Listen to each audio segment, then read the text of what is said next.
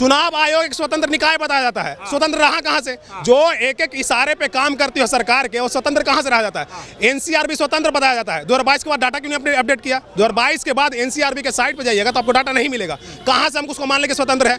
जो सरकार सत्ता में है अपनी कमियों को छुपाने के लिए स्वतंत्र निकायों को दबा के रखता है, उसमें से एक एनसीआरबी भी है। और चुनाव आयोग आज इस बात का प्रमाण है कि जब करना ही था 1 साल पहले मोदी की गोद में बैठा है क्या? जो लोग साजिश नजर आ रही है। साजिश ये है कि जो एक विशेष वर्ग है, जो पिछड़ा मजदूर गरीब किसान है, वो वोट ना दे सके। और वोट जो लोकतंत्र का सबसे बड़ा अधिकार होता है, इस पे जब चोट पड़ेगा तो हम आम आदमी जो है वो चुप नहीं बैठेंगे। बात है तानाशाही आपको बोल रहे हैं। 2014 के बाद से जब से आए कोशिश यही की है जात धर्म आधारित और राष्ट्रवाद के आधार पे, जो कि दोनों ही खोखला धर्मवादी और खोखला राष्ट्रवादी इतना सेंसिटिव मुद्दा होता है जिसमें एक एक इंसान, चाहे तो युवा वर्ग जो खास करके है, कहीं ना कहीं मुड़ता है। और उन्होंने इस हथकंडा को अपनाया है और इसी के नाम पे अभी तक जीतते आए हैं। फिर नेशनल दामाद अलायंस हो, एनडीए, इन लोगों को हार का डर सीधा सीधा सता रहा है।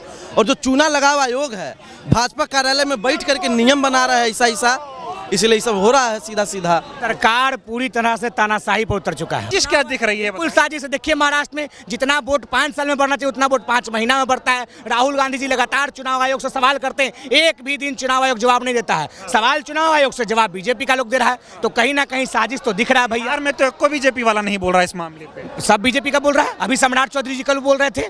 तो सम्राट चौधरी जी अनुकंपा का राजनीति का खत्म होगा। चुनाव लड़ते हैं कभी? किस क्षेत्र से जीता हुआ है? जो व्यक्ति चुनाव लड़ता है उसको पता है मतदाता पत्र का क्या अहमियत है। और बिहार का जनता आपको और आपकी पार्टी को 25 के चुनाव में उखाड़ फेंकेगी। देखिए मुख्यमंत्री जी मानसिक रूप से स्वस्थ नहीं है। गमला रखना चाहिए नीचे तो रख रहे हैं माथा पर। अब पकड़ुआ मुख्यमंत्री को बिहार स्वीकार नहीं करेगा। कभी कभी अधिकारी का गोड़ पकड़ते हैं, कभी प्रधानमंत्री का गोड़ पकड़ते हैं। तो गोड़ पकड़ने वाला, हाथ पकड़ने वाला मुख्यमंत्री, पकड़ुआ मुख्यमंत्री बिहार में जरूरत नहीं है। बिहार में एक मजबूत सरकार चाहिए और मजबूत सरकार कांग्रेस गठबंधन की सरकार देगी। शासन चल रहा है, बहुत बढ़िया विकास हुआ है नीतीश जी के राज में, तो वोट काटने का क्या सुशासन है भैया? कहाँ सुशासन है? पटना का हाईटेक है गांधी मैदान, उसके पास एक बड़े बिजनेसमैन की हत्या होता है और नकारा और निकर्रा उप मुख्यमंत्री कहता है कि हम इनको मुआवजा देंगे। अरे भैया मुआवजा नहीं, सुरक्षा चाहिए। आपकी सरकार सुरक्षा में पूरी तरह से फेलियर है। अभी देखिए नीतीश कुमार जी के गृह जिला नालंदा में बच्चियों को रेप किया, उसके पैर पर 9 कांटी ठोक दिया गया। मुजफ्फरपुर में दलित बच्ची का रेप होता है, पटना के पीएमसी में बेड नहीं मिलता है, कांग्रेस के नेता जाते हैं बेड दिलवाते हैं। सरकार पूरी तरह से फेलियर हो चुकी है। पटना में एक स्कूल के प्रिंसिपल को किडनैप किया जाता है, फिर उसका मर्डर किया जाता है। पूरी तरह से शासन प्रशासन निकम्मा हो। चुनाव आयोग की नियुक्ति ही गड़बड़ी से हुई है तो गड़बड़ तो करेगा ही।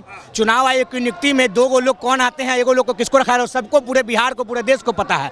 तो गड़बड़ आयुक्त गड़बड़ सरकार गड़बड़ करेगी। और चुनाव आयोग की गलती नहीं है, ऊपर से फोन आता है ऐसा करना है, वो बेचारा करता है। और ऊपर से कौन फोन करता है? कौन गुजराती आज पूरे देश को बर्बाद किए हो, कौन गुजराती आकर आज बिहार में आतंक मचा रहा है, उसको सारा खेल उसी का रचा हुआ है। आज प्रधानमंत्री जी आते, क्यों नहीं सुशासन पर एक शब्द बोलते हैं? क्यों नहीं जंगराज पर एक शब्द बोलते हैं? आज बिहार में जो गुंडा राज चल चुका है, एनडीए का गुंडा राज, उस गुंडा राज के खिलाफ देखिए पटना के सड़कें पट चुका है। राज है बिहार, बिल्कुल गुंडा राज है। अरे आम जनता को छोड़ दीजिए, बिहार से केंद्रीय मंत्री नित्यानंद राय, उनके परिवार का हत्या हो गया।